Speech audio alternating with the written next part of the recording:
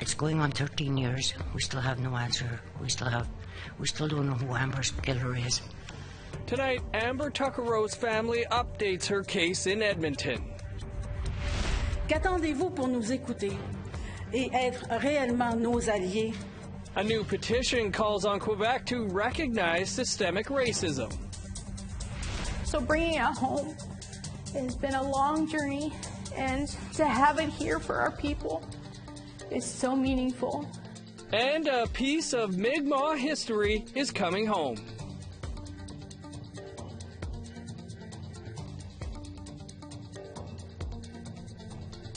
Good evening, I'm Dennis Ward. Welcome to APTN National News.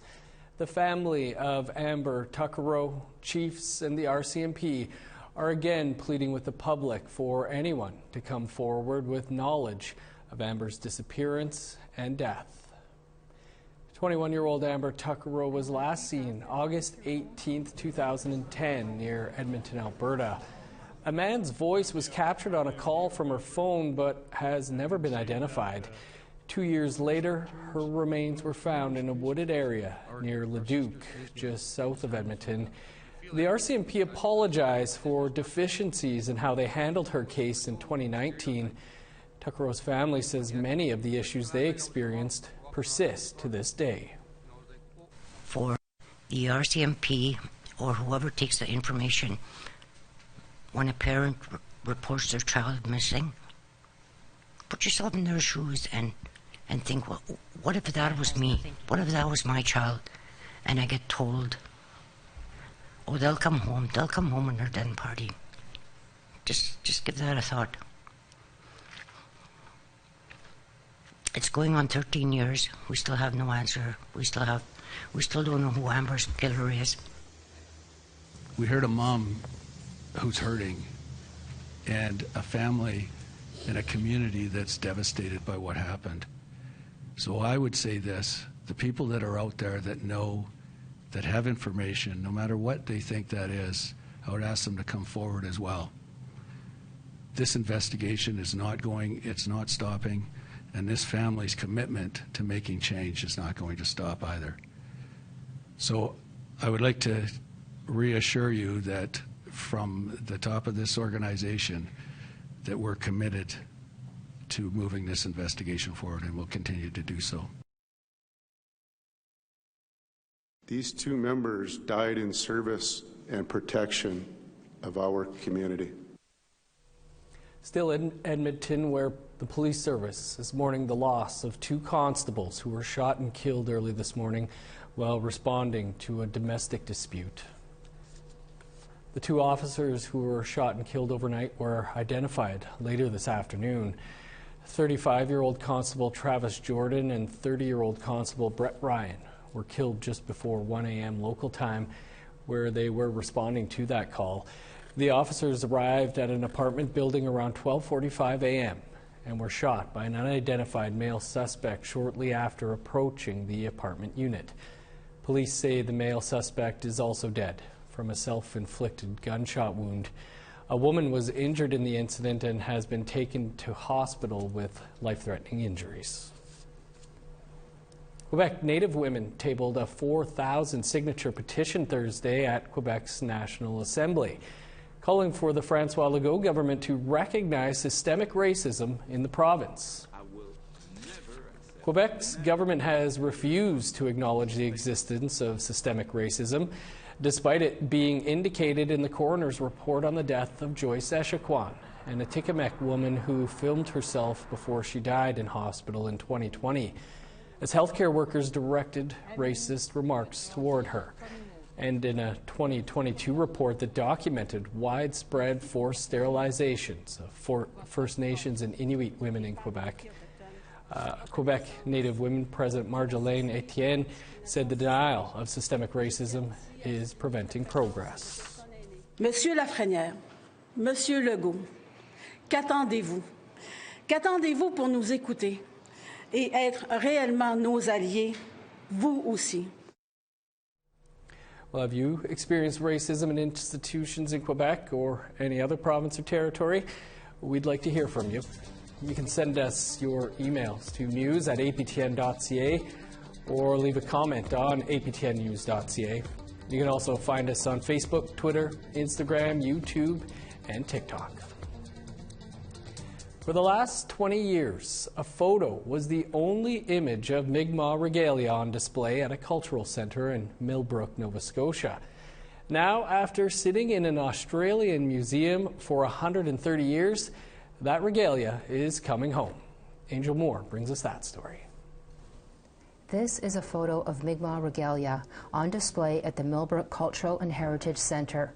Heather Stevens was a student at the centre about 20 years ago and asked where the real regalia was. Because at first I was told it was none of my business.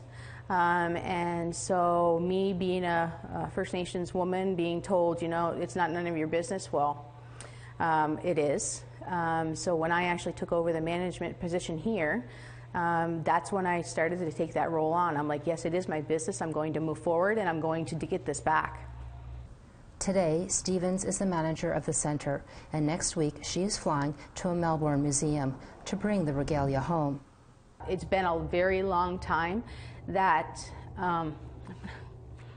that I was working on this. So bringing it home has been a long journey, and to have it here for our people is so meaningful.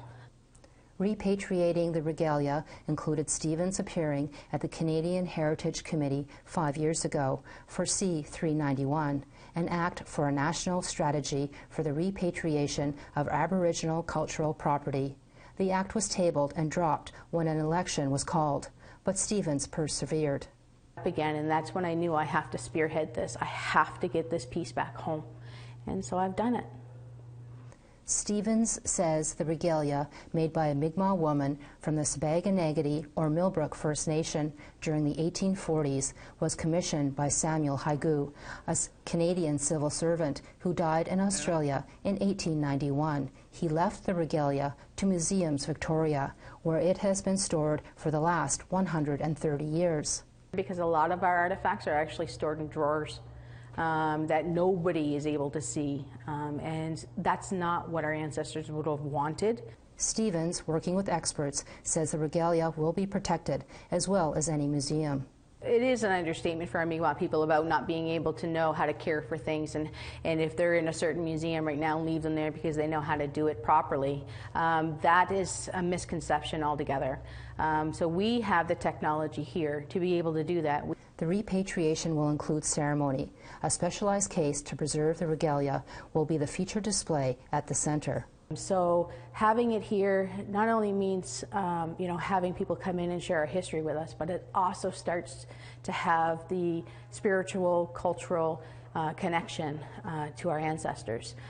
The regalia is expected to be revealed to the public in ceremony on National Aboriginal Day, July 21st. Angel Moore, APTN National News, Millbrook First Nation.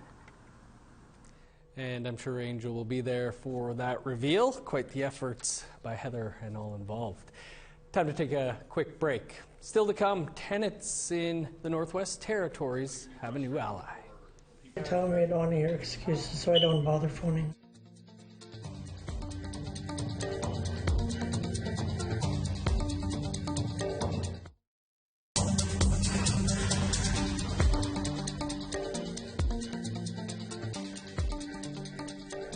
Welcome back. In the Northwest Territories, there's very little protection for renters and few places to turn for those facing illegal evictions, rent hikes, and more. But a new non-profit is hoping to change that. Our reporter Charlotte Moore-Jacobs sat in on the meeting in Yellowknife with housing advocates. Here's that story.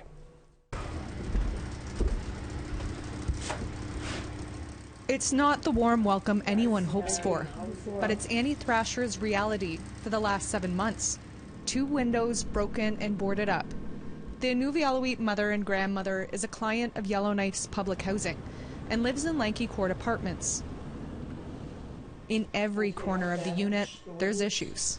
You can see the ice, so it drains into here. I think it's like $75 to get the home defense spray, so we got it treated that it just wouldn't work.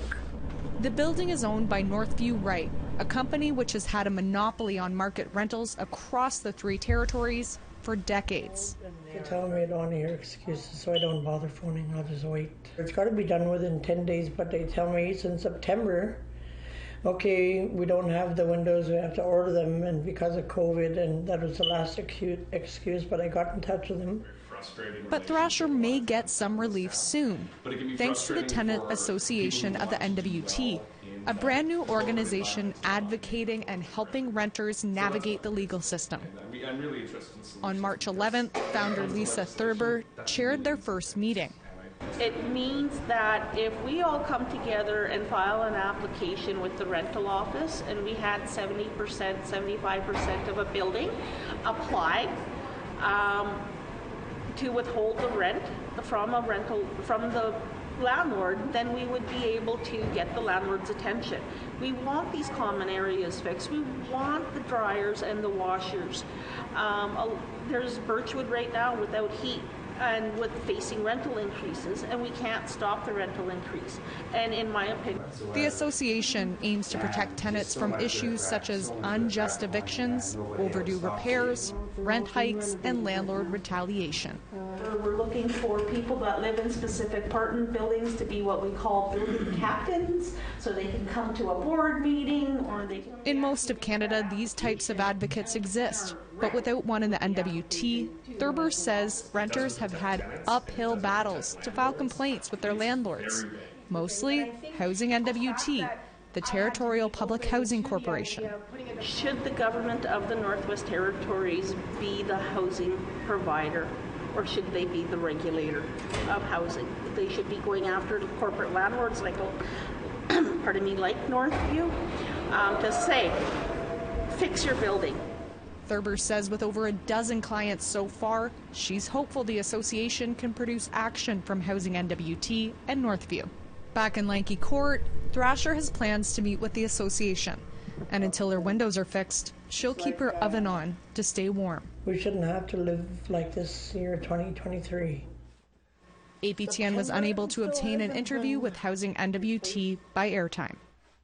Charlotte Moore-Jacobs, APTN National News, Yellowknife. And APTN News was unable to obtain an interview with Housing NWT in time for air. A group of Kaska people in the Yukon was amalgamated into another band against their will in 1956. And as Sarah Connors tells us in part 2 of her series on the Pelly Banks people, they now want the federal government to reinstate the original band. And Pelly Banks is here, right in here. Tesloa Smith is the Crow clan leader of the Pelly Banks people, a people who have lived in the Pelly Banks and nearby Pelly Lakes area for thousands of years. I grew up there till then, and we would go to, live out on the land. There's a lot of places in Pelly Banks that you can go, and we have fish and moose, caribou. And these are Pelly Banks people. There's Pelly Banks here. But in the mid-1950s, their band was amalgamated with another, effectively erasing the Pelly Banks people in the eyes of the federal government. There's an element to the story that hasn't been told. And it's the scattering that happened to the people. Erica Gilson is the executive director of the Pelly Banks government. She says stories from the elders paint a troubling picture of how the federal government began disbanding the community. Children returning from residential school in the late 1940s were taken to the community of Ross River, forcing some parents to relocate so they could be closer to their children. And it was directly because of the residential schools coming in and stealing Harold that they dismantled the community and they scattered the people. Documents provided to APTN show by the early 1950s, the Department of Indian Affairs was already interested in reducing the number of bands in southern Yukon. Many reasons are listed for this decision, like improving integration efforts and moving communities closer to roads so they could find employment. In 1956, the department amalgamated 3 bands into other bands for administrative convenience.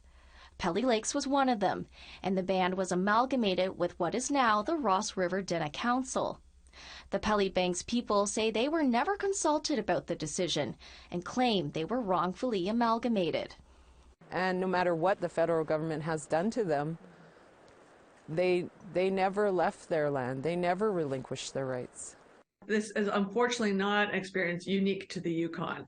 Gabrielle Slowey is an associate professor in the Department of Politics at York University, where she teaches courses in Indigenous and Arctic politics. Though she's not familiar with the Pelly Banks people, she notes it was common for the Department of Indian Affairs to move Indigenous communities to more central areas for the purpose of administering them. That includes things like implementing provisions of the Indian Act and providing social welfare. So this was sort of an expedient, judicious, cost-saving measure, if you will, regardless of where the community's geography was from or their ancestors were from. It was sort of an Indian Affairs directive to force settlements. As a result of the amalgamation, the Pelly Banks people became scattered. Its descendants are now mostly members of the Ross River Dinna Council or Liard First Nation and the communities of Ross River and Watson Lake. Despite this, leaders like Smith have been working since the early 90s to have the ban reinstated by the federal government. They did us wrong, so it's up to them to correct what they did to us, to our people.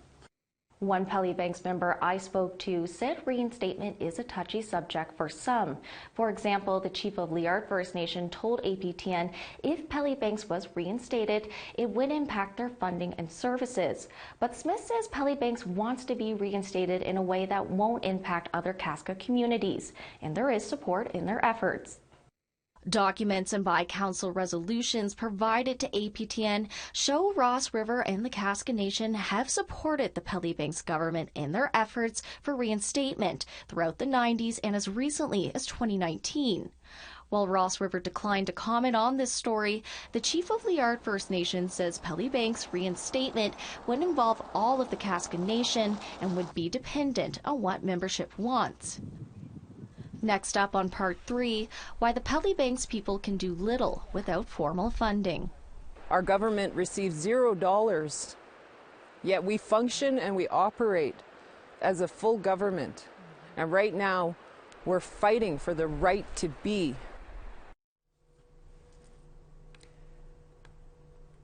APTN Investigates is continuing its look at life behind bars with a new episode this week. We've got a preview of that and more coming up after the break.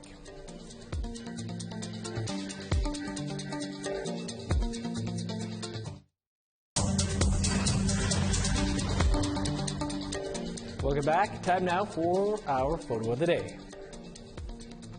And with St. Patrick's Day just around the corner, little bride and Castell of Puckatawagan is getting geared up to celebrate. Thanks to Evan for sending in that cute picture. You can send your pictures by email to share@aptn.ca for the chance to be our next photo of the day. Now let's take a look at Friday's weather forecast. Starting on the East Coast, +5 with snow in Halifax, 8 in Fredericton. -12 with snow in Kuujjuaq, flurries and 3 below in Nain. +3 with snow in Montreal, 2 above and snow in Val-d'Or. +2 in Sault Ste. Marie, snow and 3 in North Bay. -9 with snow in Thunder Bay, 12 below and flurries for Sioux Lookout. -10 in God's Lake, snow and 9 below in Norway House. 10 below with snow in Winnipeg, -13 in Dauphin. -13 for Regina, 9 below in Saskatoon. -6 in Meadow Lake, sunny and 0 in Buffalo Narrows. Sunny in northern Alberta, +6 in Fort McMurray, 0 in Peace River. +4 under the sun in Edmonton, sun's out in 6 in Lethbridge. 11 above with sunny skies for Vancouver, 13 in Victoria and Kamloops. +6 in Prince George, 7 above for Smithers. -24 in Old Crow, +5 in Whitehorse. -2 in Yellowknife, -15 with snow in Norman Wells. 29 below for Sax Harbor, -25 in Paulatuck. -20 for Baker Lake and Chesterfield, Minus 28 with snow in Resolute. Cloudy and 21 below in Joe Haven.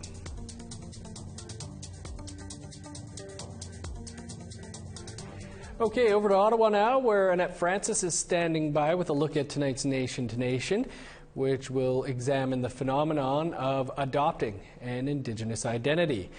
It's often done to get a scholarship or a prestigious position in academia or the arts. But Métis lawyer Jean Taillet tells End to End that the problem is alarming and far more widespread than people think. Coming up just after the news, we take a look at the red flags that come up when people claim Indigenous identity that's in doubt. We'll hear from Saskatchewan MLA Betty Nippy Albright and her reasons for asking the provincial legislature to take action. I also speak to Métis lawyer and author Jean Taillet, where she'll talk about the report she's prepared for the University of Saskatchewan about Indigenous identity fraud. And we'll hear from an award-winning First Nations hip-hop artist about his top-of-the-chart songs, Red Flag. Stick around, that's coming up after the news. Looks great, thanks Annette. Tomorrow night on APTN Investigates, Rob Smith goes inside corrections. In 1996, John Derek Mills was arrested after an attempted armed robbery. Almost 30 years later, he's still behind bars. Mills says it's because he's still fighting some of his charges and refuses to back down. Here's a look.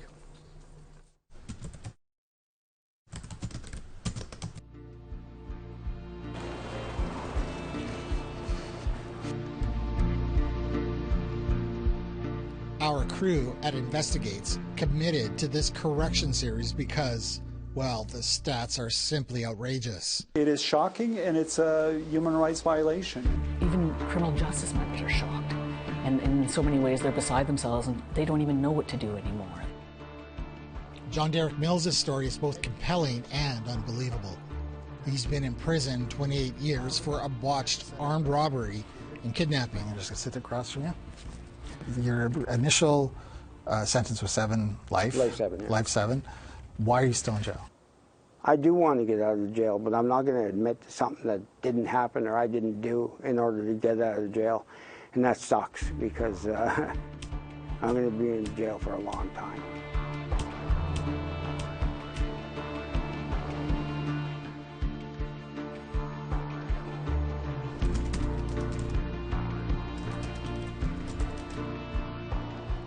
And Hard Time is the second story in the Inside Corrections series.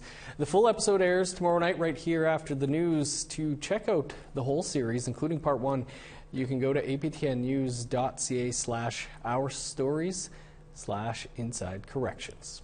That is all the time we have for your APTN National News for this Thursday. For much more, you can visit our website, aptnnews.ca. I'm Dennis Ward. Thanks for being with us. Stick around. Annette is up next with Nation to Nation. Have a great night.